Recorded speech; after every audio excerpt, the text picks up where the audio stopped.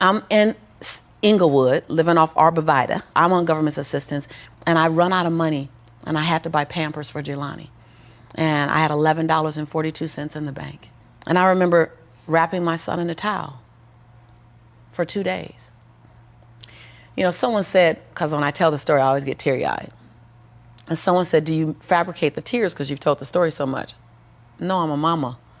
Every time I tell the story, I feel it again. I remember the second day, like you said, I had my hand on Jelani's stomach, and I said, don't worry, baby. Mommy will never be this broke or broken again. And that day, what shifted for me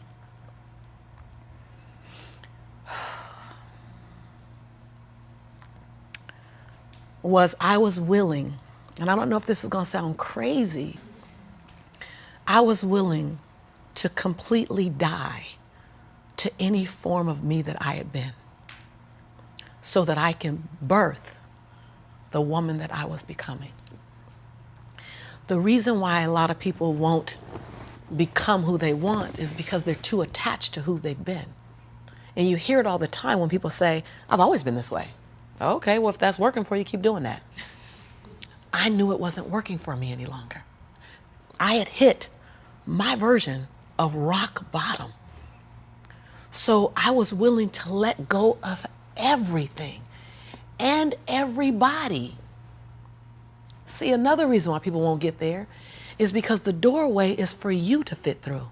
You're trying to carry everybody else through because you're trying to be Rescue 911. And you got to rescue you first.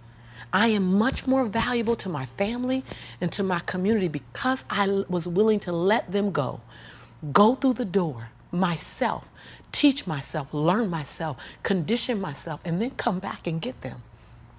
I'm much more valuable to them now. But I had to go through a window time of 10 years of judgment. You leaving us, hanging out with white people all the time. You going to these crazy countries. We don't know what I had to be willing to allow my conviction to make me inconvenienced. See, we want to grow, but we want to stay liked by everybody. I was willing to be my own rescue at the risk of your approval. But most of us aren't like that. Facebook is an example. We want to be liked. Well, I woke up and I like myself today, so your like is extra. My job is to like me first. I was willing to say every day, Lisa, you like you? Lisa, are you proud of you? Lisa, are you playing full out? Every day before I checked in with anybody else. That's lonely, by the way. Why won't most people do it? Because it's scary and it's lonely. So what did I do? I was willing to find people who had what I didn't have, who were living lives that I wasn't living, who believed things that I didn't know about, and I was willing to become their student. I got up every day and I ate a slice of humble pie. See, when you get to this level, even me 10 years ago, you can get caught up by reading your own fine print. See, whenever I hear people reading my bio, before I came on and you read my bio, I'm in the back going, yeah, yeah, yeah, yeah, yeah, yeah, yeah, yeah, yeah. Because I don't want to ever think I arrived. That bio was old. You should be interested in my future. Oh, that's my bio. What's my future? Oh, what are you doing? Who am I becoming for 2020? And we get caught up in our bios. We get caught up in our status. I never allowed that to stop me from going and sitting at the hem of someone and saying, what do you know about wealth? See, because there's 3 forms to money. There's 3 relationships to money. We learn how to earn it, we learn how to keep it, and we learn how to grow it. Well, I learned how to earn it because my theme song was, I'm a hustler, baby. And I want you to know, everybody with me, it ain't where I've been, but where I'm about to go. So I was singing that song. That was good. They know, right? I was singing that song when I was working out of my closet as my office. I was in a walk-in closet where you really couldn't walk in, you stepped in and turned, right? and the clothes rack, you know how you have the hanger rack, I had pant hangers in the closet and I had manila folders clipping on the pant hangers. Those are my client files. And I would sit there and I put $2.99 mirrors that you get from CVS. I put them all around my closet walls so that I can make my office look bigger. I worked out of that closet office for 4 years, singing that song. It ain't where I've been, but where I'm about to go. I knew that. I knew how to make money. I didn't know how to keep it, because ain't nobody had none in my family. So keeping wasn't an issue. Growing was never an issue. So I went to people who knew how to make it, keep it, grow it. I went to people who was about serving others to the highest level. See, I make a lot of money because I serve more people. See, all your success is on the other side of service. People trying to make money, if it begins and ends with money, it's going to be a short-lived victory. But if it's about transforming lives, then the wind keeps going and going and growing and growing. So I went to people that knew what I didn't know. And I killed my ego every day, murdered my she-go every day. Because I got a big she-go. I mean, come on, right? Every day, Tom. And I got hungry and I learned. I went to the same training 42 times. Yes, I said 42. Some folk will stop because I've been there already. I learned that already. Yeah. No, I wasn't there. I wanted to be able to finish their sentences. I want to know what you know. I want to walk like you, talk like you, and then I want to then embed me in it. But success leaves clues. We're just not picking them up. I was the only African-American person at this conference. I was one of 2 women at this conference. Within the last 29 sessions, I led the conference. But I was willing to be the student first. So that's what I did, number 1. And number 2, I looked at every toxic behavior in my life. Everyone. You see me go behind my own black curtain. People don't want to tell on yourself. You're trying to protect. You're trying to do 4 things. You're trying to protect, prove, hide, and defend. If you wake up every day and say, I have nothing to protect, I have nothing to prove, I have nothing to hide, I have nothing to defend. Now, who do I choose to be? Because your energy is consumed with protecting, proving, hiding, and defending. Right. But if you let go of that, then now you're in creation. Every day I told myself that. Every day I got in the mirror and I said 3 sentences. And I gave each sentence 7 different endings.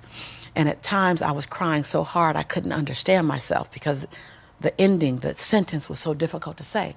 Every day I looked in the mirror and said, Lisa, I'm proud that you. And I found 7 different things to celebrate Lisa for because we are under-celebrated. Because you want someone to celebrate you more than you celebrating yourself. You want to hear thank you from others more than you're thanking yourself. You want to hear other people say, I love you more than you saying I love yourself. You are teaching the world. I said this on Oprah. And when I said this on Oprah, she said, oh my God, I believe the exact same thing. So I knew I had one thing right. The world is looking at you and following your example of how to treat you. How to treat you. They're following your example of how to treat you. So how you treat you, the world's going to follow your lead. So I had to start treating Lisa better because I was everything for everybody but nothing for myself.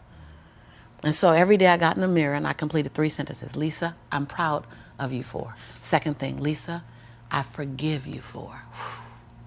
That one took me down daily because I'd had a son with a man who was now in prison, my biggest nightmare, my greatest nightmare.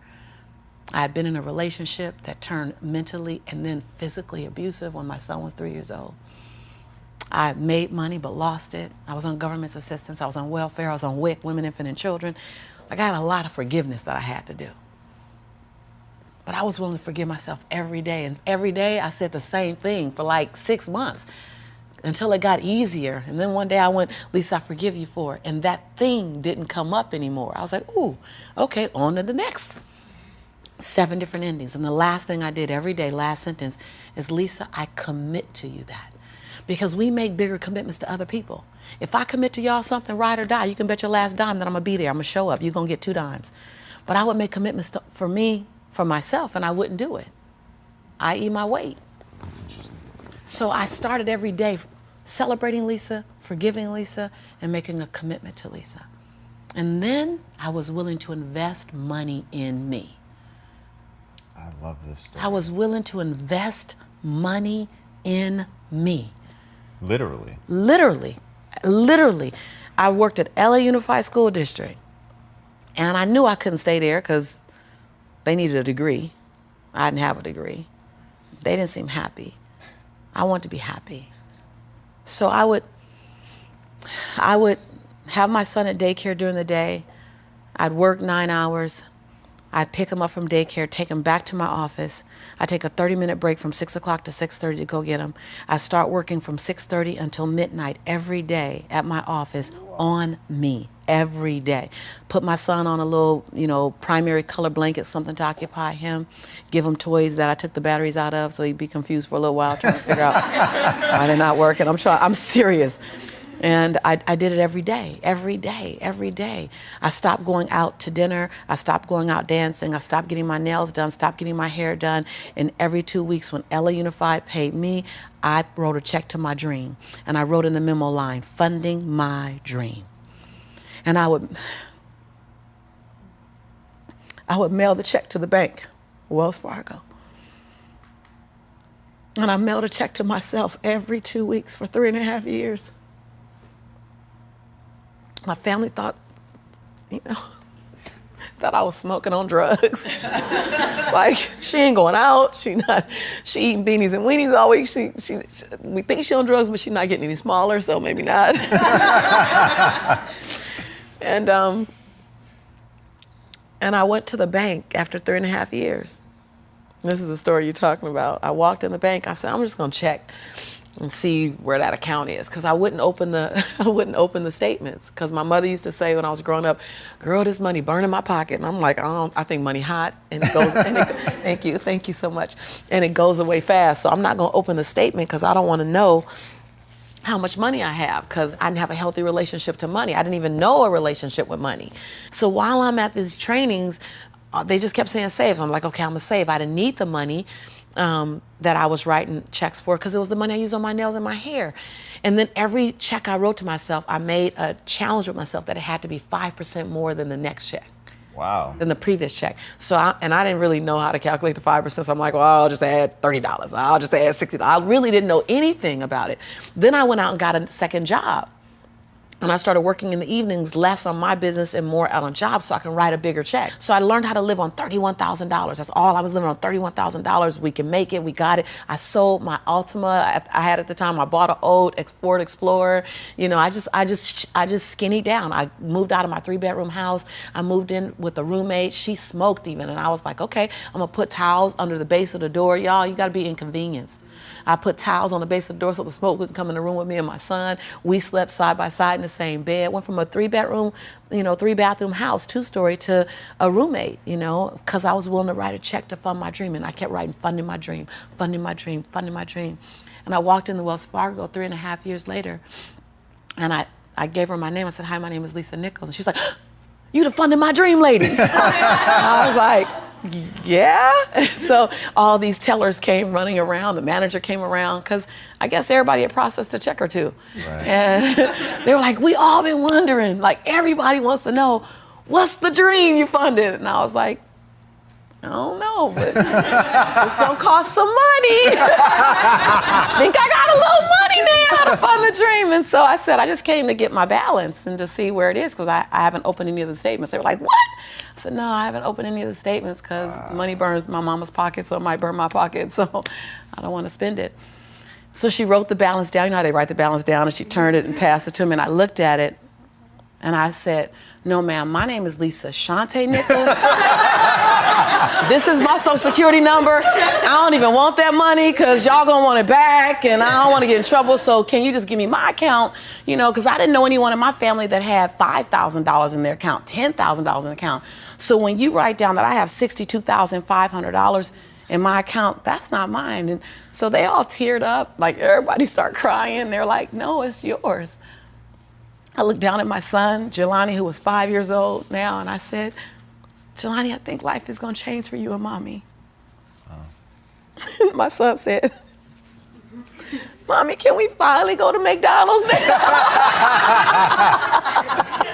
So, because I've been making them homemade Big Macs for a while. I was like, Mama can make you a better Big Mac than, Ronald McDonald.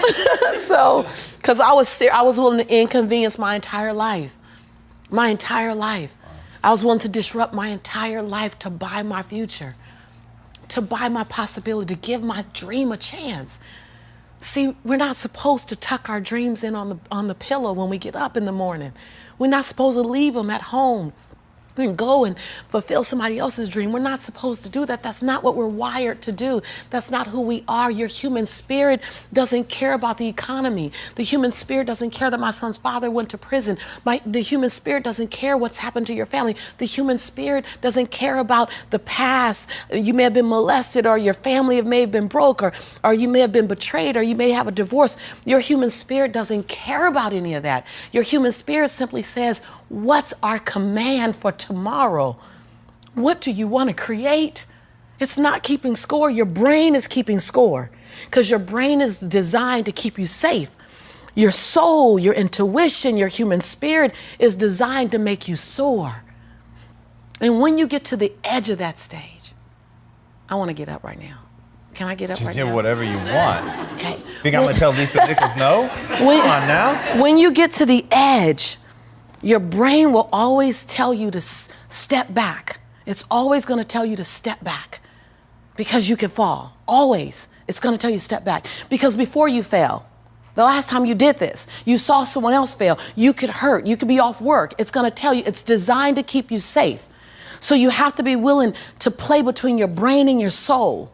And on some days, you got to just listen to your soul.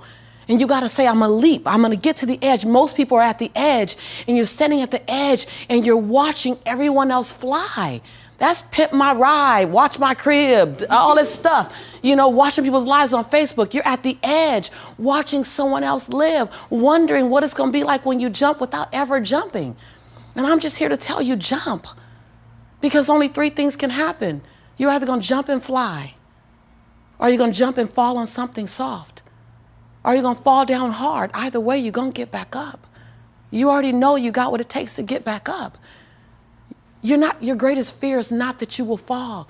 Your greatest fear is that you will live a full life and never fly, that you never leaped. You're not afraid of dying. You're afraid of dying before the world sees who you really are, before they really get your fingerprint, before they really feel your breath, before they really get your contribution, before they really feel you. That's what you don't want to happen. You don't want to leave this place without us knowing you were here. All I'm doing is giving my dream a chance. And I'm not extraordinary. You don't get off the hook. You don't get to be let off the hook. I'm an ordinary woman who chooses every day to make one more extraordinary decision. Yeah, you're a grinder. Yeah, right? Like fucking...